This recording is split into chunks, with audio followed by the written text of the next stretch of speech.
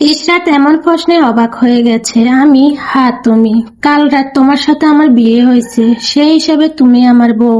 বউয়ের জন্য কেনা শাড়ি পোশাক তোমাকেই পরতে হবে। ইশরাত কিছুতেই মানবে না। না, আমি পরবো না, আমি কোনো শাড়ি পরবো না। আর এগুলো তো নয়, এগুলো সব আপুর জন্য কেনা হয়েছে, আপুর। স্টুপিড রাত, আমি আর আপু সিরাত এসব শুনতে চাই না। সিরাতের নাম আমার সামনে তুলবা না। তোমার বোনের সাথে আমার এখন কোনো সম্পর্ক নাই। সো আজ থেকে প্রতি কথা সিরাতকে টানবা না। তোমার যা মন চায় পড়ো, এখন বের হও। রাগে দুঃখে ইশরাতের চোখ থেকে টপ টপ পানি পড়ছে। সে ধূপধাপ পা ফেলে বেরিয়ে যায়। শালার সাত ভাই, ওরূপে ফদ, তোমাকে আমি সংসার করাচ্ছি। জ্বালিয়ে একদম কয়লা যদি না বানিয়েছি, কিছু হলে বের হও। আজরাইলও তোমাকে দেখলে ভয় পাবে। ফারহান তার বিড়বিড় করে যাওয়ার দিকে তাকিয়ে থাকে। Stupid girl. রাত 2টা বাজে। ফারহান ইশরাতের জন্য দরজা খোলা রেখেছে, কিন্তু তার এখনো আসার নাম নাই। খাবার টেবিলে তাকে নীল শাড়ি পরা দেখেছে, হয়তো না পেরে পড়েছে।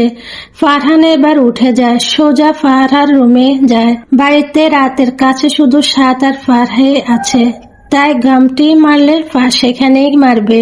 ফারহা, বনু দরজা খোল। বেশিক্ষণ অপেক্ষা করতে হয়নি, 2বার নক করাতে ফারহা দরজা খুলে দেয়। রাত এখনো না, ওকে আমার রুমে আসতে বল।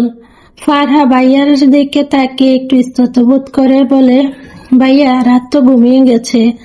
ফারহা কপালে হাত ঘষে কিছু ভাবে, তারপর ফারহার দিকে একবার চেয়ে কিছুক্ষণ পরে সোজা রুমে ঢুকে পড়ে। বিছানার চাদর পেঁচিয়ে মেয়েটি সোজা কোলে নিয়ে নেয়, রুমে নিয়ে যায়।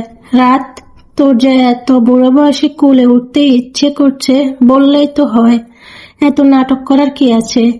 ইশরাত চাদরের ভিতর থেকে লাফালাফি চেঁচামেচি করছে। সাদ ভাই, এসব কোনো ভদ্র পুরুষের আচরণ? ও মাই আল্লাহ, আমাকে এই শয়তান থেকে বাঁচাও।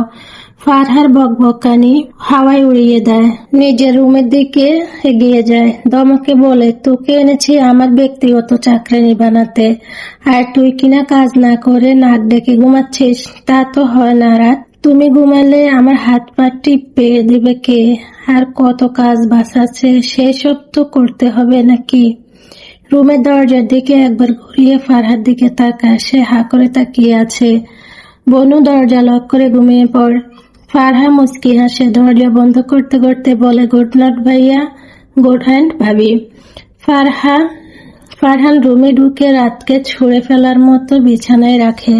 ইশরাত বসে কোনো রকমে হাত দ্বারা টেনে টুনে চাদর সরায়। এভাবে চাদর সরাতে গিয়ে তার খোলা দ্বিগুণ কালো ব্রাউন সিল্কগুলো এলোমেলো হয়ে আওলা জাওলা হয়ে গেছে। শেষ চোখে মুখ থেকে চুলগুলো সরিয়ে কানে গোজে 4 দৌড়টা গলা পর্যন্ত টেনে বসে।